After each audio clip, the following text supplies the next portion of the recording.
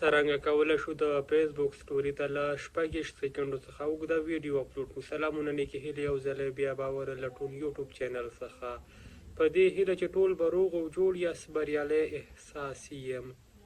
یو ځل بیا د یوې بلې نوې ویډیو سره راغلی یم. دغه ویډیو د فیسبوک اړوند ده چې څرنګه کولی شو د فیسبوک سټوري ته له 40 یا 6 ثانیو څخه اوږده ویډیو اپلوډ کړو. په دا ویډیو کې تاسو طریقه درښایم. ویډیو سټیپ بای سټیپ راسره فالو کړئ. له همدې ټاپک څخه وړاندې ویډیو ته لایک ورکړئ او که په چینل کې راسره نوي یاستئ چینل درسره سبسکرایب کړئ تر څو زموږ نوې هر راتلونکې ویډیو تر تاسې حتمي در ورسي. نو ګرانو دوستانو، تاسو لیدلی سئ دا دی زه راغلم ما د فیسبوک اپلیکیشن راخلاص کړه. غواړم په دې ځای کې دغه ویډیو د فیسبوک سټوري ته اپلوډ کړم. 2 نیمې ویډیو ده. که چیرې زه دا ویډیو له دې ځای څخه اپلوډ کړم نو یوازې 28 ثانیې ویډیو له دې ځای څخه اپلوډ کیږي، ځکه دوستانو دا د فیسبوک رولز او قوانین دي. نو څرنګه کولی شو یوه بشپړه ویډیو د فیسبوک سټوري ته اپلوډ کړو.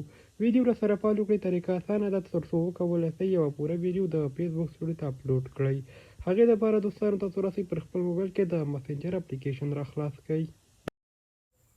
راځو ګرانو دوستانو، پر خپل موبایل کې د مسنجر اپلیکیشن راخلاصو. کله چې تاسو د مسنجر اپلیکیشن راخلاص کړئ په دې ځای کې تاسو یو شخص انتخاب کړئ. هغه شخص کوم ته چې تاسو غواړئ یوه ویډیو یا یو څه ور ولېږئ.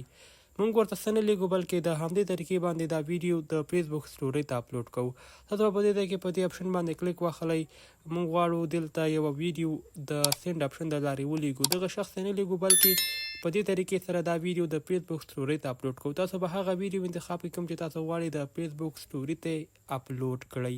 زه راځم دوستانو دا ویډیو انتخابوم. د انتخابولو وروسته په ایډیټ اپشن باندې کلیک اخلو. کله چې تاسو دا ایډیټ اپشن کلیک کړئ په دې خوا کې موږ تاسو سره یوه بل اپشن شتون لري.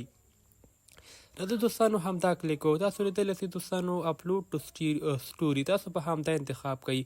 په دغه طریقې سره تاسو کولی سئ د فیسبوک سټوري ته پوره ویډیو اپلوډ کړئ. که هغه هر څومره اوږده وي تاسو کولی سئ چې اپلوډ یې کړئ. موږ دا ویډیو د شخص ته نه لیږو بلکې یا دا ویډیو موږ د فیسبوک سټوري ته اپلوډ کوو. په سینډ اپشن باندې کلیک اخلو. دغه هغه شي کوم اپشن چې دا به موږ ډسکارډ کړو ځکه د شخص ته موږ نه لیږو، غواړو د فیسبوک سټوري ته اپلوډ کړو. زه اوس راځم دوستانو دا سټوري برخې ته. تاسو درښایم چې آیا دغه ویډیو اپلوډ شوې ده یا نه. تاسو لیدلی سئ دوستانو همدا ویډیو ما اوس انتخاب کړو د فیسبوک سټوري ته په بشپړ ډول سره اپلوډ سوه. تاسو هم کولی سئ دوستانو چې له همدې طریقې څخه استفاده وکړئ او انلیمیټډ لاین ویډیو د فیسبوک سټوري ته اپلوډ کړئ. که چیرې کومه غوښتنه در سره وي کولی سئ د کامنټ د لارې موږ سره شریکه کړئ. که چیرې دا ویډیو معلوماتي وه حتمي لایک ورکړئ او چینل در سره سبسکرایب کړئ.